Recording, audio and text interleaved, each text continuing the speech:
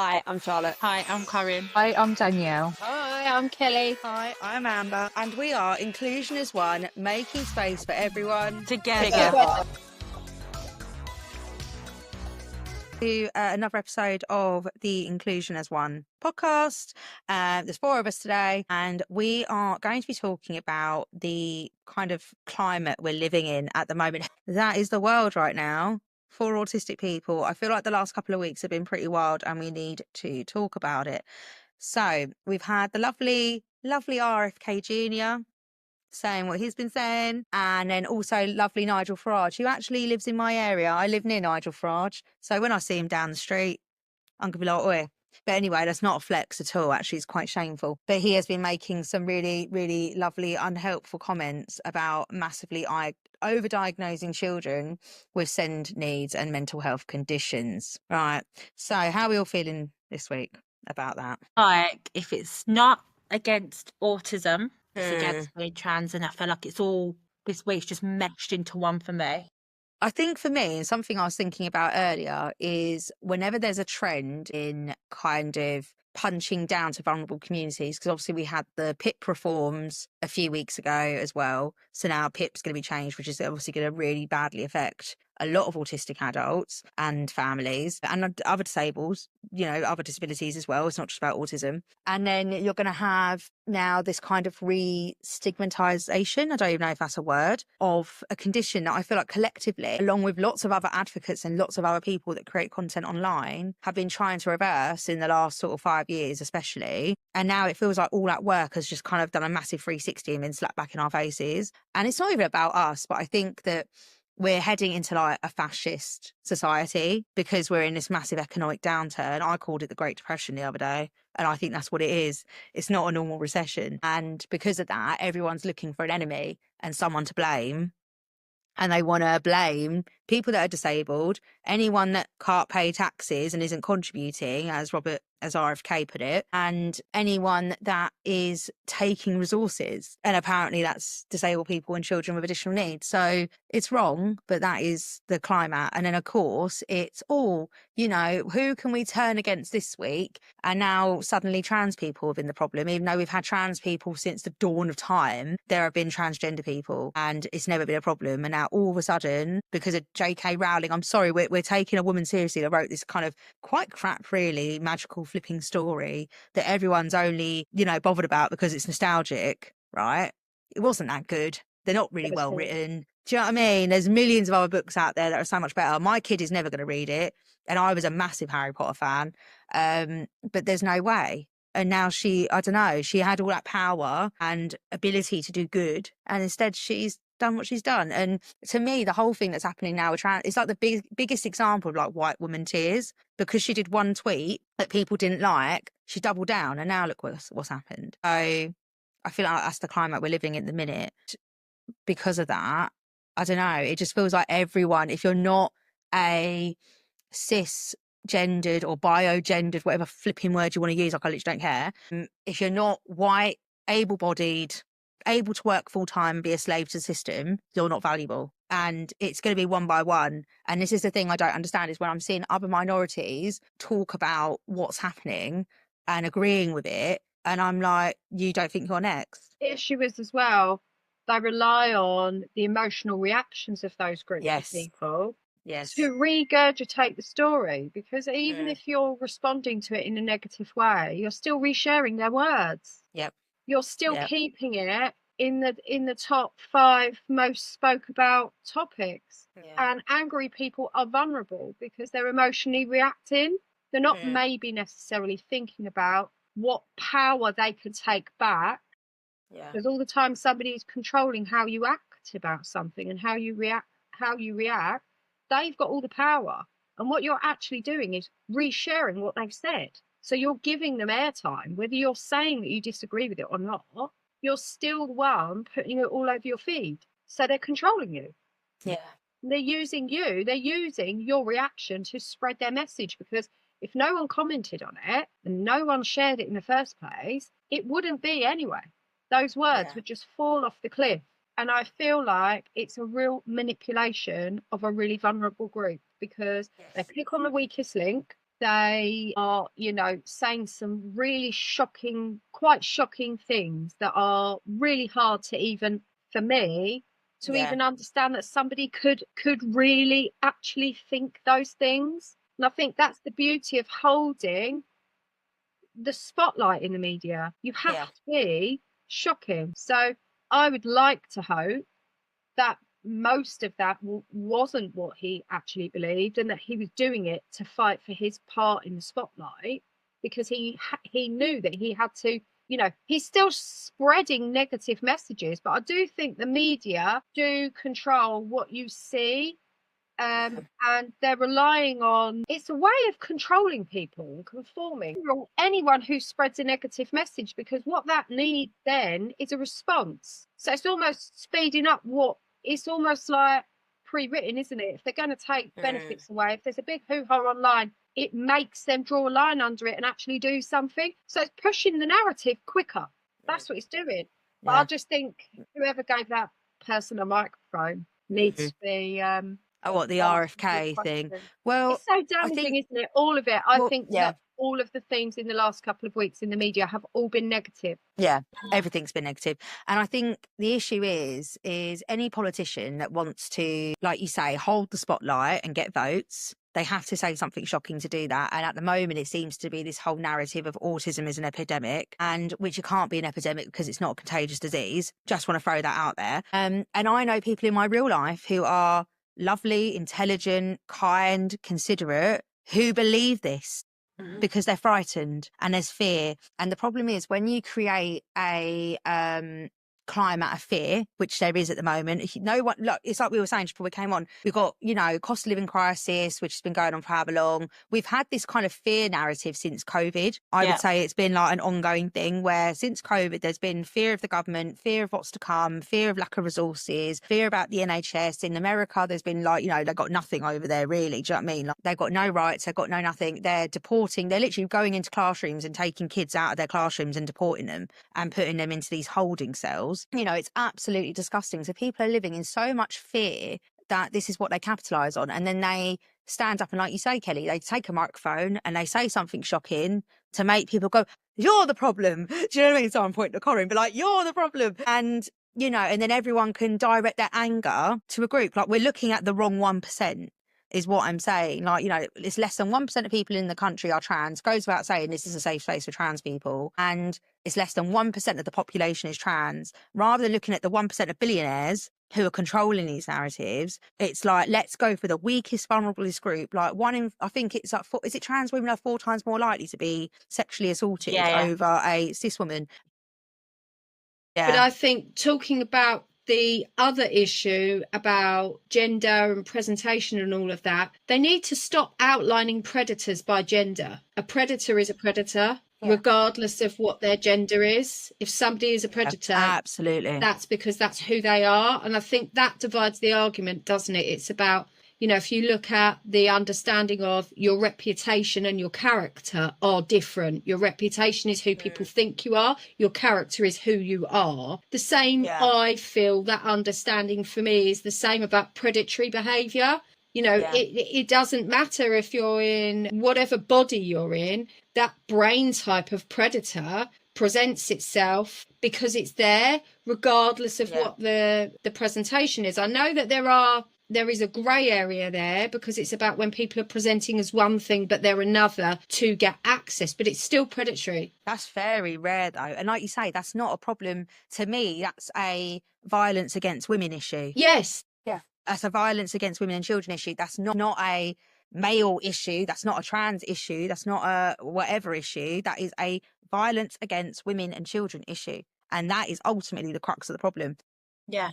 And, it's just been a bit an absolute mess. And obviously the reason we are touching on this as well is because it takes up LGBT takes up like 2/3 of the autism community. And I think it's really important that we acknowledge that. So for someone that is autistic and they're trans, like how they must be feeling right now, I can't even imagine, because I know how I feel and I'm only a small part of that. And going back to I think the danger is you've got a lot of people that somehow get given a microphone and they are able to share such dangerous viewpoints that have absolutely no base, no education, no, there's nothing behind it.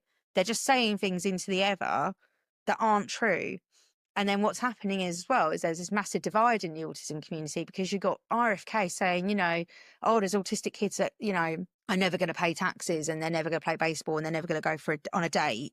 And I think it's really easy to kind of go, oh, I'm autistic and I can do all those things, to almost like prove a point. And actually what you're doing there is you're almost like disregarding the people that do have those experiences, that yes, there are people who are disabled, regardless of what the disability is, whether it be autism or something else, that won't be able to do those things. That is the nature of a disability. And it's not those things that destroy families. The thing that destroys families is the lack of support and the lack of understanding and the stigma.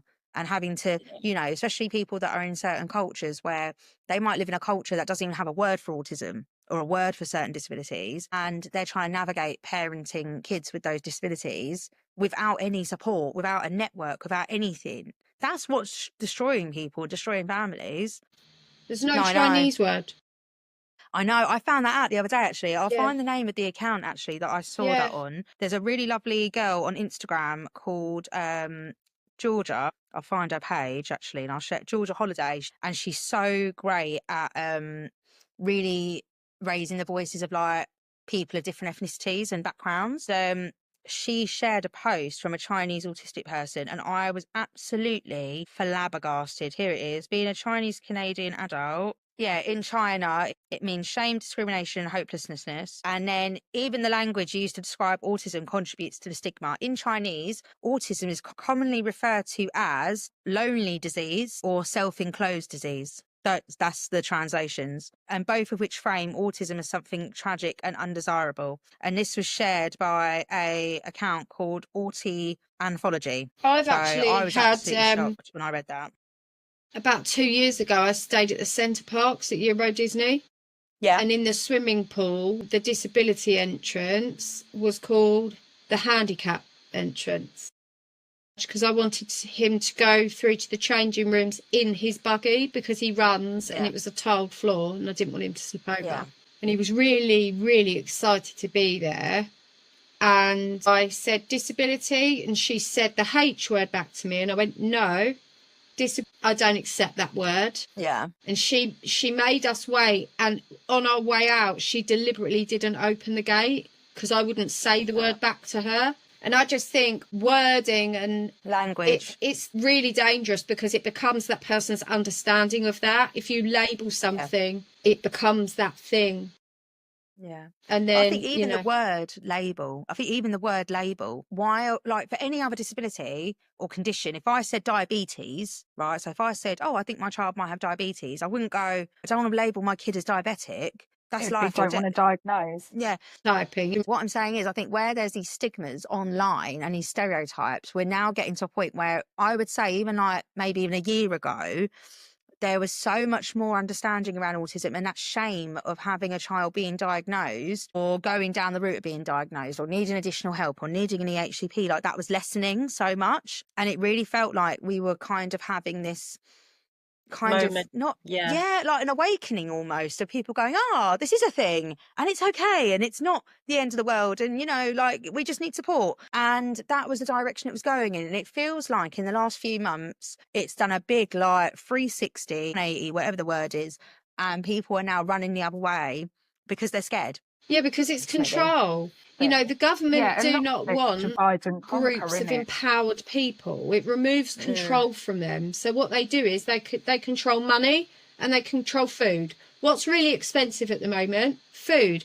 That's the cost of living, right? That's going to make you less free, right? Yeah. So you're going to have less time for advocacy, less time for charities, less time to have your own voice, because you're too busy knuckling down and working to try and survive. It's a way of controlling. Yeah. And when they feel like they're losing power, they strip benefits from people, because they know that angry group of people are going to be even less free than they were before. They look at the whole landscape of it and they probably think that group of disabled people are getting a little bit out of their box and they know what their rights are, and they're controlling the media a bit much. How can we punish them? And it's about controlling large groups of people, because really the government, if we all decided we weren't going to do something, There's absolutely nothing the government could do. And they know that. So how do they control it? They control the money that you're getting in benefits, because that controls your freedom. And they control your food supply by making it really expensive so that you are living a more limited, controllable existence. Because if you had an abundance of everything, if you had an abundance of food and living for you was really easy, you would have time to uphold rights for other people more than you do now, because you'd be having a freer life and your voice would get louder because you would become more confident and comfortable in your life. People that are suppressed are submissive. And that is why they're controlling those negative messages in the media, because it controls people. Yeah. Dan, sorry, what was you going to say, babe? I think it's a deflection, because we're in a cost of living crisis. We were locked down for so long during COVID without getting into whether that was right or wrong. It showed how the world could be controlled, not just our country, but the entire world. With anything as significant and as substantial as that, people find one another. Good comes out of that, bad comes out of that, but more people are starting to wake up to the injustices, whether that's, you know, just, I hate the word typical, but typical families struggling to be able to heat their homes. You've got to choose between heating and eating. Are your kids going to get a meal, or are they going to get school clothes? It's affecting everyone. And I think the government, our government particularly, and America, from what I can see and what I've seen, they know there's going to be an uprising. We've been broken for too long. America has been much more and for much longer than us. And I think there comes a time where people won't sit back and take it. They can see that's happening. So what's the easiest thing to do? They don't want to be overpowered. They know, I agree with you. I don't think we're in a recession. I think it's a depression. It's not just about money. Rather than letting that happen and the whole system crumbles from the top down, they deflect. So now it's an issue because of trans people. So we've got this now where it's, but, you know, women don't feel safe because of trans people. We had this a few years ago, not with the trans community, but with men, with Sarah Everard. That happened in the area that I live in. It was less than 2 miles down the road from me. You know, everyone was like, but it's not every man. It's not every man. We can't, it's an issue with men, but it's not, we know not every man's the same. We know not every police officer's the same. But you've got to come out, and then you had the Safer Streets for Women marches and things like that. So that's very soon forgotten, because it's not every trans person that causes it an issue, just like it's not every autistic person or every white person. It's, you will get bad in every community. But what they do is they see they're losing control, so they put trans at the forefront and make trans people a scapegoat. That kind of worked, and it has had a massive impact, but that's not going to hold, in my opinion, that's not going to hold the public off for too long. So they've got to come up with more things. So now it's what Farage said, what RFK said, is now autistic people. And then obviously previously it was cuts. And I think it's a whole deflection tactic, and it's divide and conquer. Because if you can divide a nation, you can conquer them. So now people are less pissed off about the cost of living crisis and about their energy bills going up. Now it's, well, all these autistic children, like, I'll only speak for the UK, all these autistic children, all these send mummies online, these send daddies, they're the problem, transit. And while that's all being spoken about, bills are going up, food's going up, we're being controlled more and more, but it's being deflected. And like you said, Kelly, you get, they know there will be backlash, so then people speak out, so then they're punished further. Or you've got people going the other way that are like, I don't want to diagnose, I don't want to get a diagnosis for myself or my children because I'm going to be labelled as XYZ, or this is what, that plays into the government's hands. But also it's really detrimental because it isn't a label. Like you said, with diabetes, you wouldn't say, oh, I don't want to label myself or my child as having diabetes. It would be, I'm diagnosed with diabetes, or my child's it's a diagnosis. And I just think it's a really dangerous time at the moment. It's scary. I feel like we've been taken back, especially with RFK. We've been taken back 100 years and more.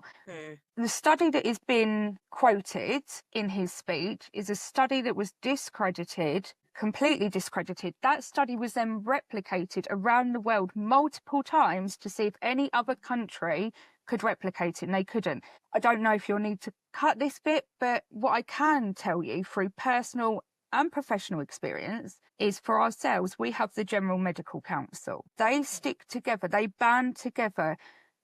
Again, every organisation, every service, there is going to be good and bad. There are going to be problems, there are going to be issues that arise and failings. There's also going to be a lot of positive things. But for an organisation that's known to band together and to protect their own, for them to discredit and strip that particular person of their medical licence, I can't even say his name because it winds me up so much. It says a lot. And we've just taken everyone back now. I know it's not technically 100 years since that was done. It was done in the 90s. But how far back are we going? We had asylums for lunatics, as they were aptly named. One local to three of us in Chartham closed down in the early 90s. That's not that long ago. Yeah. A lot of people were put in those for postpartum depression, for being gay, for being lesbian, for being trans, for autism, single mothers. Yeah. Yes. Yeah. And I feel like, how far back in history are we being taken? Because that's what it feels like. We're not progressing. No. We're and going the worst thing is, right? So he'll stand up there and do that. He'll say, right, all this about autism. So people will go, I'm not going to get my child diagnosed. And then he'll go, we've got the autism numbers down. Yes. We've reduced it. It is about that. And this is the game. And it's this about is the money. Game they play. It's about money. We've saved all this money. Yes. Yeah, they're pushing the narrative.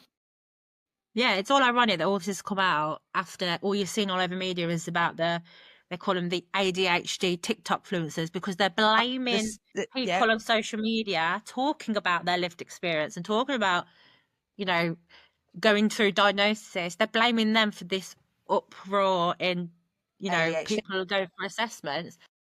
And then all of a sudden now they're all like, all these negative things about autism and ADHD. And I feel like they're doing that to then stop these parents. Of course they are. Diagnosing themselves and their children. Lower the cost. And like you said, they can go, oh, look, it's not as high as... And it's all a game plan. That's what it is. It is. They're doing it because they're doing it to retain the power balance. It's retaining the power balance.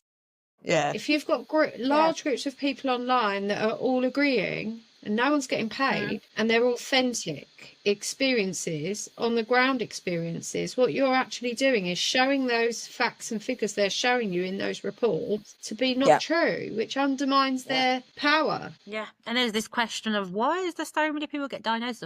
Because we live in an age now where, because social media is everywhere and we're all able to do what we do and talk about our experiences. On here now on podcasts, like you wouldn't be able to do this like 5-10 years ago. That is the reason, because no one knew back then unless it was like a friend of a friend. Now you're able to Google it, find out, see traits, then support your kids. But so many people not wanting to label, I hate that term, but label their children I think is going to heighten. I think there'll be so many more parents not wanting to take their children for a diagnosis, and that is going to cause so many issues. And the worst, so many more kids in a crisis, won't they? Trauma. Yeah, and it's going to have a knock-on impact because then those children aren't supported. Yeah, but what's that going to do for educators? What's that going to do for schools? Like we're quick. Like I know sometimes we moan about schools. Like I know I've been known to moan about schools online, and I don't moan about schools for no reason. I think teachers are amazing, and all the teachers I know are trying their best and doing their best in a really hard climate. Already there is so much misinformation around the fact that you need a diagnosis to get an EHCP. You don't. The fact you need a diagnosis to get DLA. You don't. The fact that you need a diagnosis to get any support in school. You don't. You are covered by the Equality Act. The Equality Act says if you have needs, they will be met. And that's that, right? That's the bare bones of it. If you can prove that you have a need, they need to make reasonable adjustments, right? And I've got so many friends who have got kids who aren't neurodivergent, right? They're not autistic. They're not ADHD. They don't have additional needs. And they're being told, well, if you want them to have support, they need to have a diagnosis. Let's refer them for ADHD. And then I'm like, what? What? A joke. How does that make any sense? And also, they're not neurodivergent. There's a flip side to that coin as well, because people assume that when you do have a diagnosis, the help's you get everything there. And it ain't. And it isn't, because you've always got a decision maker deciding whether or not you're going to have that chunk of the funding. Yeah. Yeah. Diagnosis part actually doesn't, you don't do anything. It doesn't change that. Diagnosis part is for the self-understanding and understanding oneself. Obviously with children, you know, you can say it big. And to like finalise. We're very open with everything. the boys. Me and Rome, bless him, because Roman's so articulate, we're able to kind of, he'll ask me why, you know, why am I feeling like this, mummy? And we'll talk about autism all the time. And he'll go, have I got autism? And I'm like, yeah. And then we talk about it. And that's what I don't know how much he grasps, but it just makes, I know now when he grows up, he'll understand himself more. Yeah. But there's no help. He don't get help. And, you know, none of us get help for our kids and for ourselves. No, for ourselves. That is just bits, really. People that think we just want diagnosis to get all this money. stuff. I want to know where all this money is because I can't see it. Well, Where's my money? I wanted to mention about money because I've recently been away for the weekend and where I went was cashless. And I think that's a really dangerous road because if you think about lockdown and how they shut us down, if they controlled our money, they could just turn it off. You know, we'd be like South Korea or North Korea or whatever the bad Korea is, whatever the one is more controlling than the other is. It's South or North. Because to control their people, they just turn the banking off. Now, if you didn't have a currency and cash wasn't welcome anywhere, they could literally control everything that you do. You wouldn't be able to refuel your car. You wouldn't be able to travel. You wouldn't be able to eat. And I think we really need to keep our eye on that because actually any currency with the Queen or the King's head on it is a legal currency. If you go to somewhere and they say we don't accept cash, they're not actually allowed to do that because the currency Central London is like that. Yes, Central London. All theme parks are as well. Yep. So I've been to this year. I've been to Chessington and somewhere else, and in the whole Drusillas. There's no money. Yeah, because we went Drusillas on Monday, and that was cashless. Yeah. It's card only, and I was like, well, I've had banking fraud. I've had my card frozen over the weekend because I had someone try to access my bank 4 times in a row for zero. My bank phoned me up and said, "Was it you?" And I was like, "For zero? Oh, no, it wasn't me." And they cancelled my card. But I only just had this at Christmas again. And what it did was it completely shut me down, and it's got me thinking, you know, if I didn't have access to my bank cash and I couldn't spend cash, it's going to affect a lot of disabled people as well. Well, it's not accessible, is it? No, it's not. But I think that, and if you've got carers, normally everything's done in cash because it all has to be accounted for. So they will get an allowance if, like, you're in supported living. Everybody does things slightly differently. There's lots of different ways of doing it. But again, like my mum cared for adults with disabilities, they would get an allowance out of their benefit money. That was worked out with social services. That then has to is drawn out once a month. Everything has to be receipted for, accounted for, down to the penny. It's all got to be audited and kept. And I people are going to say, yeah, but you can do that with a debit card or credit card because you can just do it and keep the receipt. You can, but then somebody else has got that. It's not the same. It exposes vulnerabilities, but they're doing it now with disabled people on benefits. Originally, it was that the DWP only had access to your bank accounts if you're on certain benefits if they suspected fraud, which has always kind of been that way. It's been that way for over a decade. A lot of people didn't know because a lot of things had to fall into place before that could happen, and they couldn't access it from their systems. They had to put in requests and things like that. But that's nothing new. But now, anybody that gets DLA, they're saying anybody that gets PIP, anybody that gets universal credits or any of the, what I call the old style benefits that are being transferred over, they can just access your bank account at any point to see what you're spending your money on. What's it got to do with it? Again, it goes back into control. Well, it is an invasion of privacy. It's control, isn't it? And control. Oh, yeah. It's control. But it's funny, isn't it? Because I'm obviously going through a divorce at the moment, and part of the consent order is that with the child maintenance, every 6 months they can send me my husband's pay slips and bank balance. And if I want to get more, if he had a big pay rise, I could say, hold on a minute, that's not fair. And I could apply. What I'm trying to say is he's not consenting to that. That's just something they're going to do. And I just think, where'd you draw the line? I don't want anyone knowing how many Cadbury cream eggs I buy. You know? No, but you know what I mean? I mean, if you look at my bag, it's literally all just food shopping. It's not anyone else. Food just diary. deals in food shop. Yeah, it's a It food is. diary. Yeah, No. it is. And you're looking, you're like, whoops.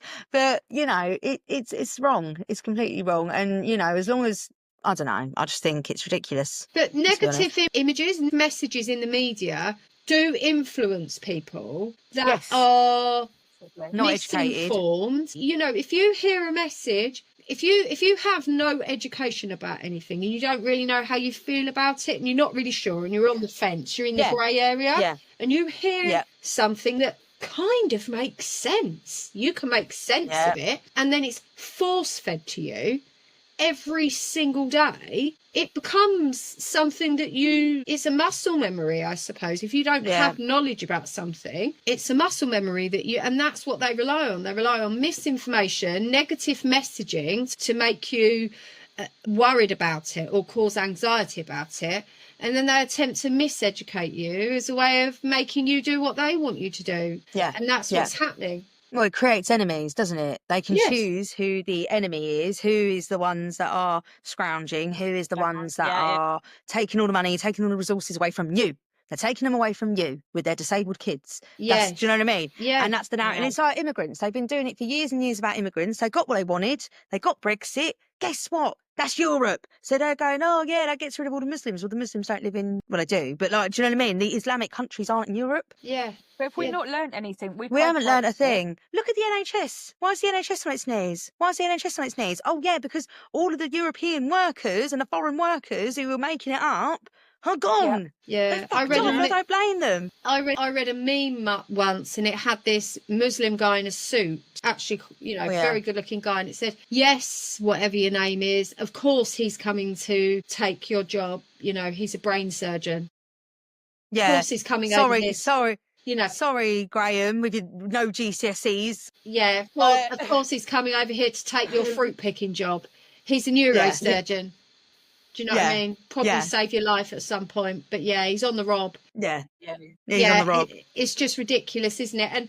And those people that voted for that are the ones moaning that their wait time for their operation is 5 times as long now because we don't have enough surgeons. Yeah. And like you say, it's not even their fault. They're vulnerable themselves and they're being exploited. Miseducation. Everyone's being exploited and miseducation and misinformation. And then you've got someone like Nigel Farage and the amount of people that are like, oh, Nigel Farage is great. I want him to be Prime Minister. Are you kidding me? He doesn't even know what day of the week it is half time. He's literally, I don't even know what he said. I'm going to read out this quote, right? So, he claimed that doctors are massively overdiagnosing children with SEND and mental health conditions. Speaking at a press conference, he said that mental illness problems and those with other general behavioural disabilities were overdiagnosed, and this was creating a class of victims in Britain that will struggle to ever get out of it. He added, so many of these diagnoses for SEND before 18, for the disability register after 18, so many of those have been conducted on Zoom with the family GP. Just going to let that land. I think that is a massive mistake. I think you're the family GP. I've known your family for generations, and you're saying to me there's a real problem here with depression or whatever it may be. It's quite hard for me as your GP to say no. I don't think any of these allocations should be done by family GPs. I think they should be done independently. Can I just ask, has anyone on here been diagnosed by their family GP? No. No. Okay, no. There we go. That's all. Any of our kids? No. Also, I wish it was that easy, but yeah. It's extremely hard to be diagnosed. Anything. Like normal things. With anything. This is where we don't know what he's talking about. This is it. Pain, your GP says, I can't touch you. Don't want to know. No. You spend 10 years fighting the system. You can't even get an antibiotic out of them. No. You know what I mean?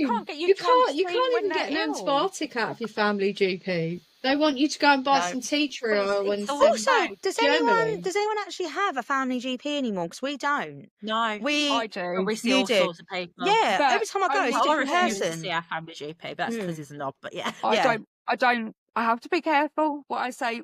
I don't get on very well with mine. We have a very difference of opinion, but at our surgery what they have done is they have allocated one GP to all chronic pain patients and all patients with disabilities, learning difficulties. So that's the only reason why. And Tommy is under the same, but no. So if I got to be seen for my chronic pain or struggles I'm having with being autistic, I have to see that particular GP. If it's just got a cold, or conjunctivitis, tonsillitis, if you had a cold, you wouldn't go. But like I say, you can't, like you said, you can't get antibiotics. We all know the fights we had to go through to get onto a waiting list to see a specialist. 7 years it took me. 7 years to get Oscar seen by a specialist for eating service, and they only let him be accelerated to the specialist because he lost his vision and he couldn't walk.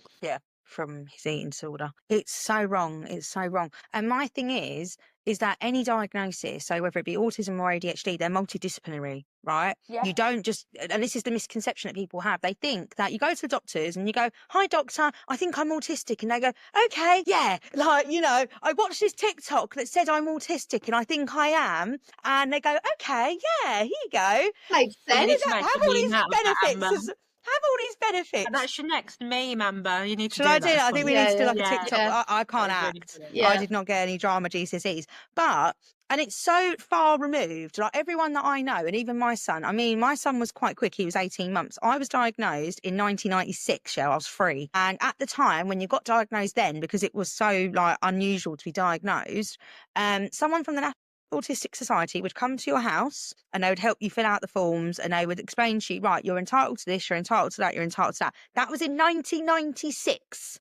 Right, I'm 33 now. That was 30 years ago. And now I went to my son's diagnosis. I was on my own. I walked in with him. We were due to go and see a specialist health visitor because we had so much evidence from other professionals, because he had gotten under speech therapy and he had a really good nursery. The Senko was amazing. She'd written loads of evidence and he was being seen by OT and all this. So I had all these reports and the health visitor just went, "You know what? You've got enough evidence. I'm going to pop next door and get the paediatrician." And she came in and did it. But that's very unusual. Normally, you have got to do, we had to do another assessment called a BOSA or an ADOS. So you either have to do a BOSA or an ADOS, and that's a type of assessment with a speech therapist. Without that assessment, you can't be diagnosed as autistic. And we did that, and we had a specialist health visitor. I think we saw them twice. We had the original appointment that got him on the pathway, and he was having speech therapy as well. And that was the only reason, because I had so much evidence that they were like, "We can diagnose him because we've got enough." But you don't ever just go to one appointment, see one consultant, and they go, "Yeah, you're autistic." Never. They're not allowed to physically, because it's a multidisciplinary diagnosis. And it's like with ADHD, my son's now on the waiting list probably for the next 2 years, potentially, if I'm lucky, for him to be seen for ADHD, but he's diagnosed with autism and obviously he has his EHCP. So I'm happy with that at the moment, and I'm not going to bang on any doors we're not in a crisis at the minute.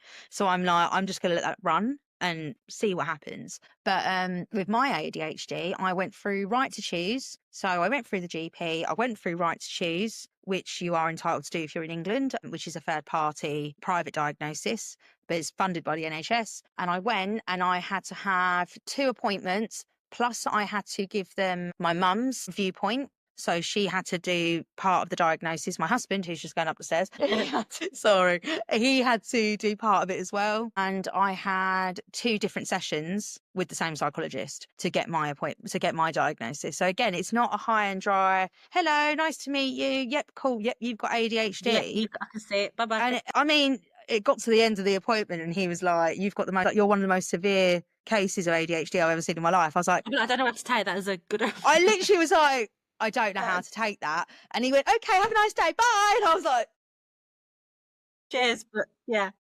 And literally that is it. Like, my son got diagnosed. I got given a leaflet, "On your way, see you later." It's interesting you say that, because it's like, another thing is there's no care. Like the journey to diagnosis is so different. And this a big You thing get so much support in the diagnostic process. Yeah. And then afterwards you get nothing. You get nothing. But they think you're going to a doctor and you just get there. If anything, the journey to diagnosis, every single person's journey is so different. It's not regulated. No, because it's not consistent. People, it's like it's different for every area. Yeah, like with me, I didn't have with my adult diagnosis locally, I've spoke to 2 people locally that have both gone for their diagnosis. One that has been diagnosed now. Both of them have had to have the ADOS assessment. I didn't have that.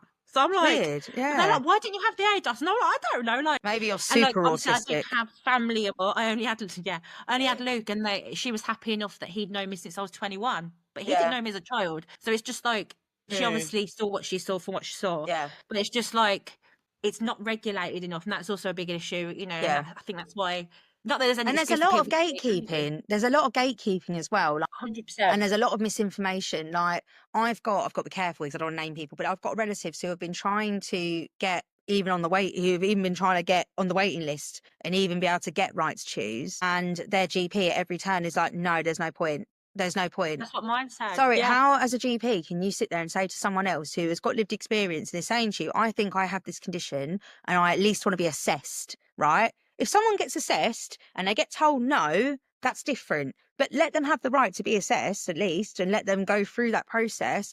And this is the thing, and it's gatekeeping all the time to save money, and it's wrong. And how can you to do that? They're told not to. They are. Told it's in the nice guidelines. I saw something about this. It's in the nice. Media, it's in the nice guidelines about like that they're getting paid to deny people. Well, it's not that. I don't know. Are they getting paid, or are they just being told to save a certain amount of money? They get paid. So yeah, I saw this. There is a whole article the other day. I was going to share it. Of worms you can go down on the nice guidelines, and it is for any diagnosis. It's not just specifically like for gender affirming care or for ASD or ADHD. It is literally for any diagnosis. GPs have GP autonomy. What a lot of people don't realise is GPs are not the NHS. They're private run corporations. They're not NHS. They are a business. They are all registered on Companies House. They do a tender to get NHS services. Within that NHS contract they get given, there are certain things that they legally have to provide. Everything else is down to the practice partners. Right. They have to balance their books as a business each year. The NHS tells them what the NHS funding will cover, and I'm not talking like your private vaccinations if you go abroad, certain things like that, or, you know, private letter, like sick notes, things like that, that isn't an NHS service. It is then down to each practice partner, which is normally a set of 2 to 4 GPs, to decide, and they have complete GP autonomy. They are told to dissuade diagnoses because of the cost of money to the surgery, and because also ultimately, again, it will depend on what the diagnosis is, but like chronic pain, ADHD, even ASD, if you need help with sleep, so like with melatonin, our kids are on it. We had a nightmare with that. Comes out of the surgery's budget. Wow. So they don't. So yeah, you can go. It depends how deep down that hole you want to go, but it is all on the National Institute of Healthcare and Excellence website. It's the same way the GPs said the private is the same way that on their records, like, so like, I don't know, like Caleb's on his system, he's got his autism diagnosis through the GP, won't be connected to the hospital. Yes. No, it's all separate. Your passport for your hospital is because when they search, child, they'll see, all the illnesses they've had or whatever that, but there'll be nothing on there about their disability. No. That's where it's not connected, which I think is stupid. I had to check. I was so shocked. I was asked by Evelina to check that it is on Oscar's GP file. Yeah. And it is. Yeah. Good. Yeah. But that's because he's been under the Evelina, and they said that they would create him a hospital passport. Yeah. But obviously now they've signed him off, so that probably won't happen. But when I order Oscar's milk, right, this is how bad it is. When I order Oscar's milk from the chemist, they then text me the minute it is in stock, and they are not allowed to hold it overnight. I have to go and get it because Oscar's milk order is £600 a month. And he said he hasn't got the insurance to hold it there overnight in case people steal it. Yeah. £600. Like to say, it surprises me, but it doesn't, unfortunately. Yeah, but pharmaceuticals, that's a whole other thing, isn't it? Like, it's criminal. How can that be? Right, they're that big. Someone's making money at the NHS somewhere because they're that big. Yeah, so definitely. There's a whole billionaires. It's £30 for 4, and he has 4 a day. They're that big. I'm pretty sure they don't cost £30 for 4.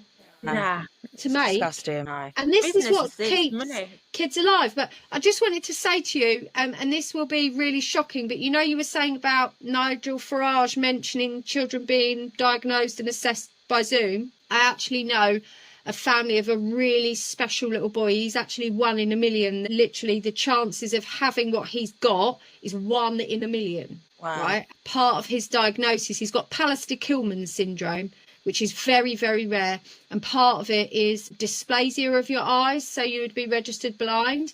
And they were actually told that he was blind on Zoom. Wow. So it does happen. Yeah.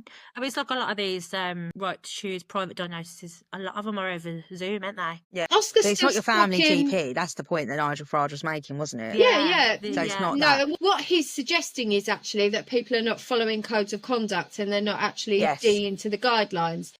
And so I don't know what kind of family GP he's got, but I'm pretty sure they don't all break the rules. But Oscar's still very much lost in the CAMS scenario. A lot of kids he's 12 this year. He's been on their waiting list for 6 years. He's now received a diagnosis under the Evelina, and he's still on a waiting list for the filtration of the medication or some kind of assessment. And yeah, that's where we're at. I just think the more complex you are, they just put you to the bottom. You know, this guy, Evelina, he's done a whole study on the drug that he wants Oscar on because of the eating disorder. There's no point in giving Oscar a baseline drug because it won't circulate around his body the same. And then there'll be no point in giving it to him. And because of the sensory elements, you can't give him anything that's got side effects. His interoception is so high, isn't it? Yeah, because of the internal changes. And so he really needs this guanfacine, which is an American drug, and it's very expensive. And I've already been told by my CAMS that he can't have it. Yeah, but why are they but it is available on the NHS. And Evelina were going to prescribe to him, and he didn't make the weight. He didn't make, he was underweight at the time, and they said we cannot prescribe him this with the weight that he is. And then when he met weight, they said he's transferred over now, and he's still waiting. But this is what annoys me, when people dilute and then make it sound easy to get diagnosis and things, because some people are stuck in the system for 6, 8, 10 years, living in that no man's land. And then they wonder why people present as self-diagnosed and things like that. And it's because they have to if they want to connect to the community and be part of it. Yeah, absolutely. Because otherwise they could say, well, I don't fit in society and I don't feel the world is built for me, but I haven't got my label yet, so I can't take part over there, so I'll just isolate. It was a neggy episode. We're really sorry. It needed raising, though, and I think people will rely on what we feel about that. Yeah. You know, how it's affecting us. Yeah. And hopefully it's validated a lot of people, and hopefully it's shared a few truths rather than, you know, if people aren't as aware or don't understand, hopefully they listen to this and go, oh, actually, that makes sense. So I think it's important that we've said that. Next episode will be a bit more positive. If you have any ideas of things that you would like us to talk about, I think we're going to put it on our social media, actually, and we will get some ideas of things that would be helpful for you. And until then, see you next week. Bye.